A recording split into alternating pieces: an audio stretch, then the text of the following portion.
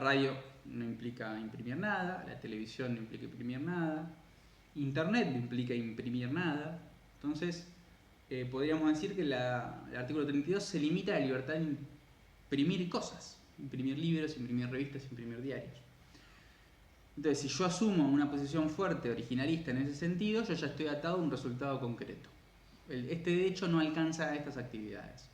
Si en cambio asumo una teoría de la interpretación viviente y pienso que lo que está tratando de resguardar la Constitución a través del artículo 32 es cierto debate público, más allá de las tecnologías que ocurren a través o que facilitan ese debate público, entonces el resultado final va a ser otro.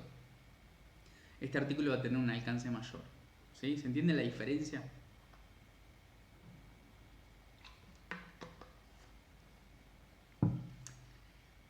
Otro punto que señala Gabriel en su crítica a Sagüez es que la combinación de criterios empeora la situación. Entonces a veces empezamos por una interpretación textual, pero después le metemos una interpretación teleológica, o a veces empezamos de una interpretación sistémico-estructural y terminamos en una interpretación dinámica. En un caso usamos una interpretación originalista y en otro caso similar usamos una interpretación dinámica. Entonces la combinación de criterios empeora la situación.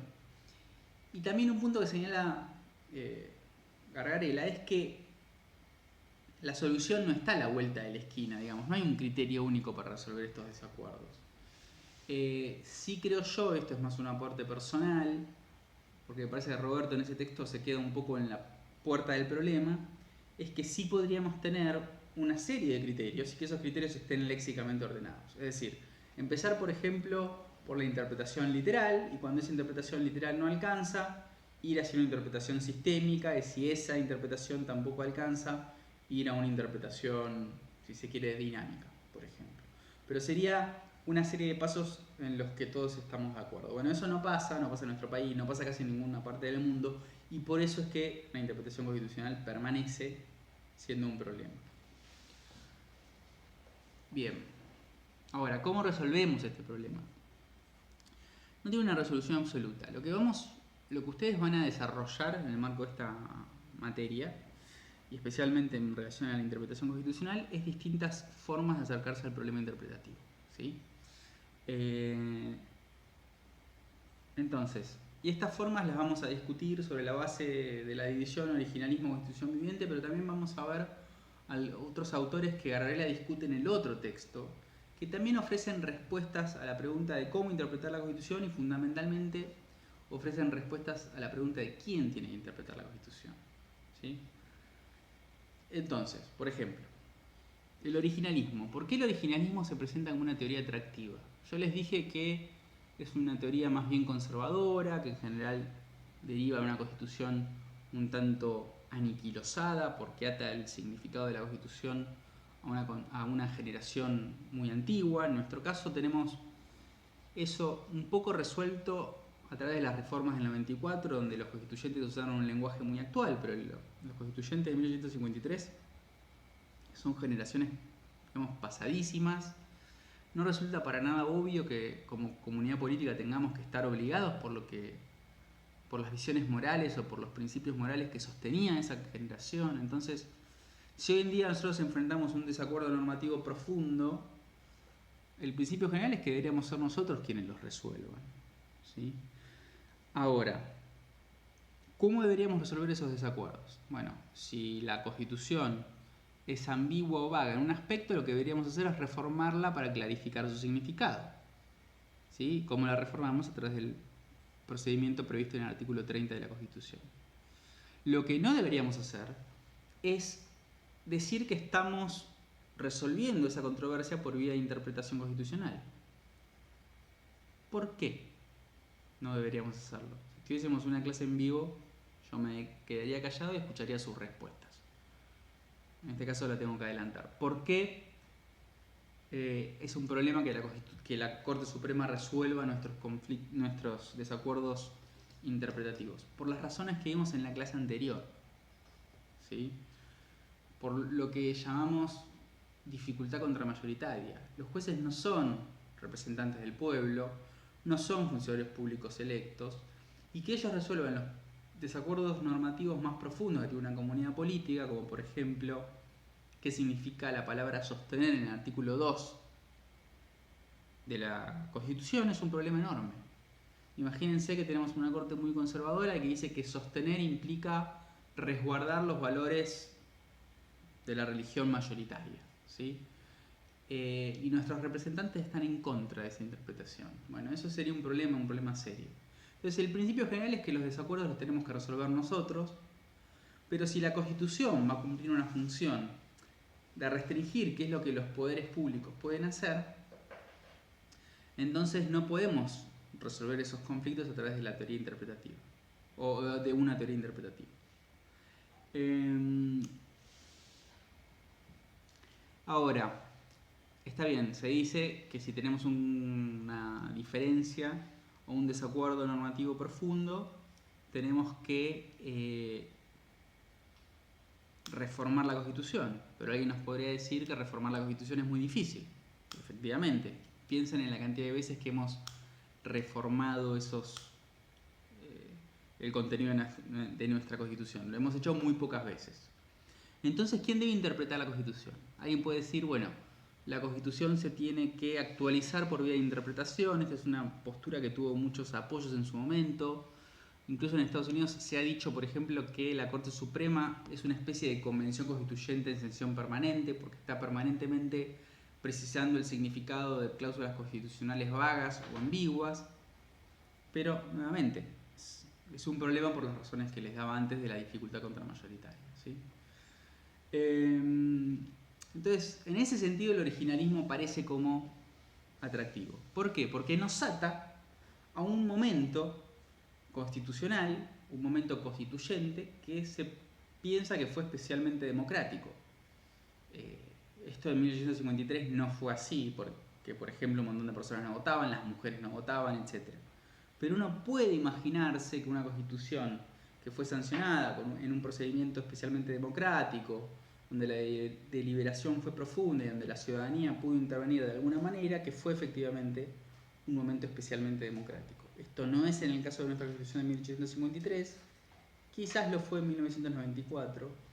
No sé de todas maneras si con eso nos alcanza para resolver los problemas, pero el originalismo tiene, digamos, un atractivo en ese sentido. Viene a cumplir la función de la Constitución de atar al intérprete y de obligarlo a llegar a resultados con los que no está necesariamente de acuerdo.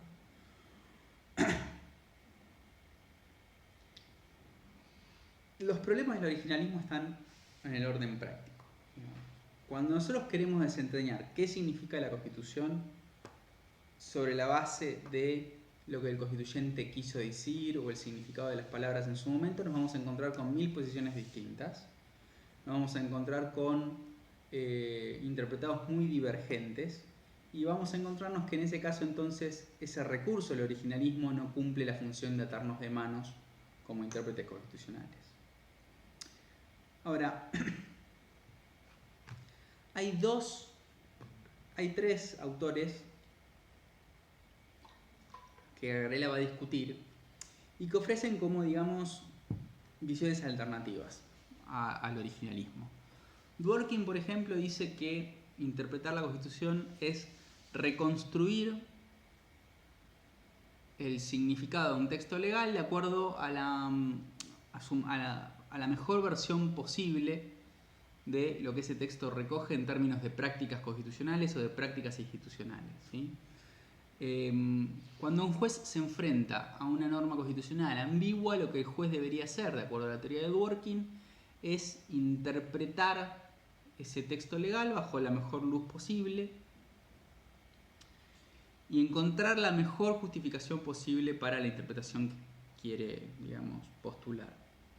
Ahí Dworkin recurre a una imagen un poco trillada, que es la idea de la novela encadenada, la construcción de una catedral, que son dos imágenes parecidas, una la usa Dworkin, la otra la usa Carlos Nino. Pero tiene un gran problema la teoría dworkiniana, que es que no registra o no captura bien la cuestión del fenómeno del desacuerdo. Es decir, por más que tengamos a un juez o una jueza sabia guiando a la Corte Suprema de Justicia para resolver nuestras controversias interpretativas, siempre en el fondo va a haber un desacuerdo social profundo del cual nosotros deberíamos ser parte.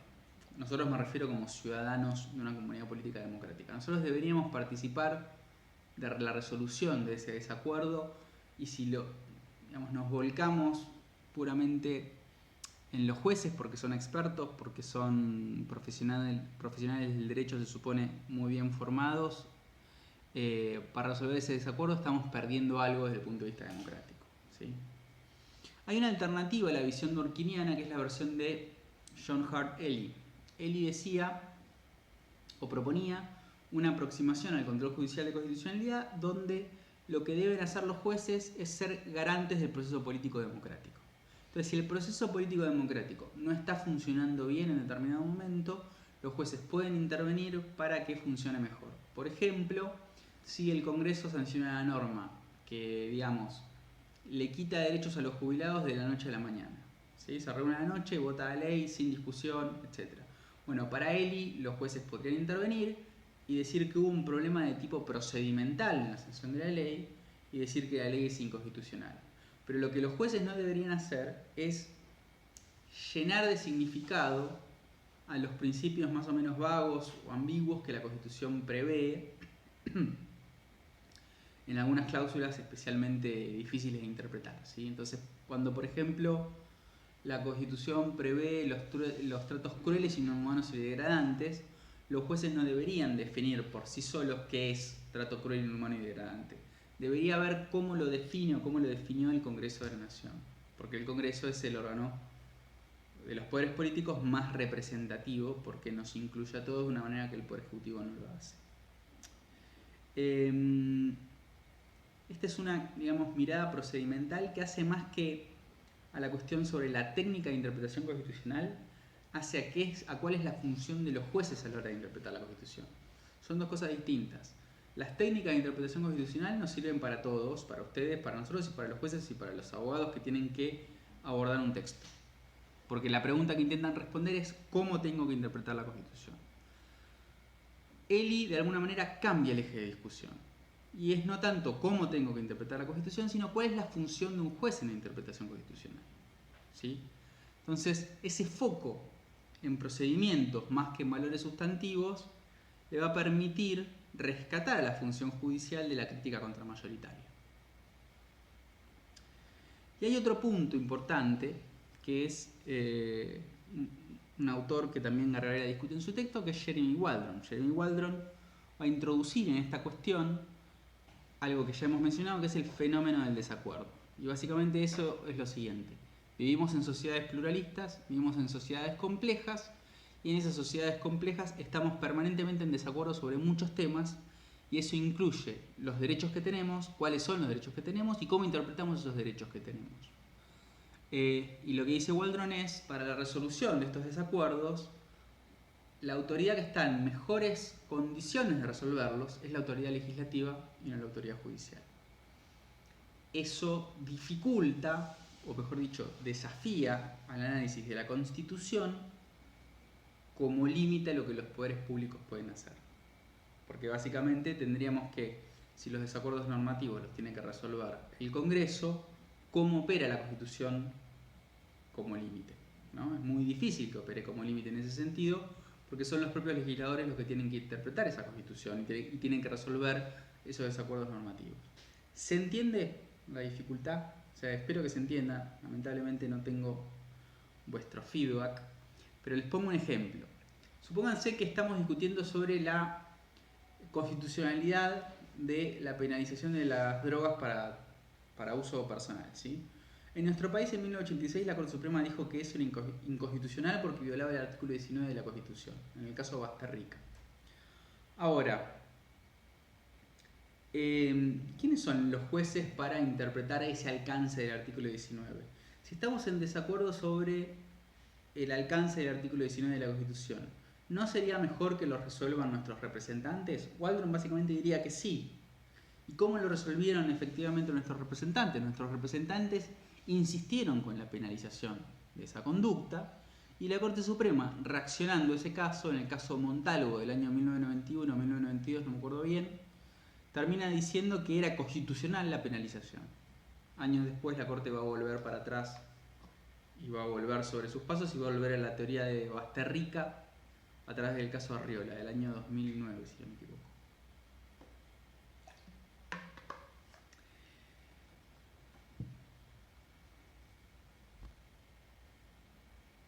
La interpretación constitucional es un problema de teoría constitucional. Es un problema de teoría constitucional, para ir resumiendo lo que vimos hoy, por dos razones. Primero, porque la Constitución está plagada de lenguaje vago y ambiguo, que ustedes pueden explicar la causa, ¿sí? La principal causa es no solamente que a veces el constituyente no logra expresar lo que quiere decir, sino que a veces no está seguro de lo que quiere decir. A veces tiene que negociar y la ambigüedad o la vaguedad de determinados términos es el resultado de ese compromiso político.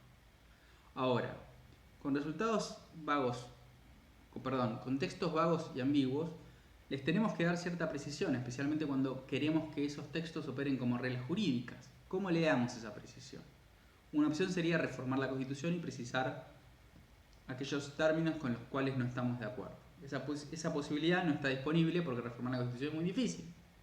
Entonces vamos por vía interpretativa. Tratamos de resolver esos conflictos interpretativos a través de la interpretación constitucional. Para eso tenemos distintas técnicas de interpretación. El problema que tenemos es que son demasiadas y que básicamente nos permiten hacer lo que querramos con la Constitución. Ese es el problema, digamos, de las convenciones interpretativas que existen en nuestra práctica jurídica y que ustedes van a ver permanentemente en la Corte Suprema.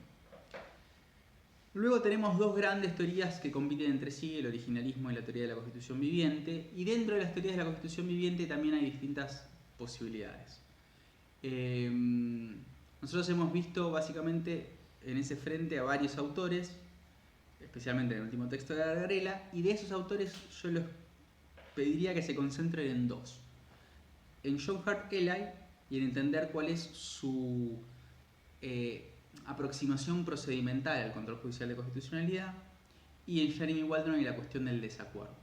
¿Sí? Son dos grandes visiones que no resuelven la cuestión de la interpretación constitucional, pero que nos permiten ir avanzando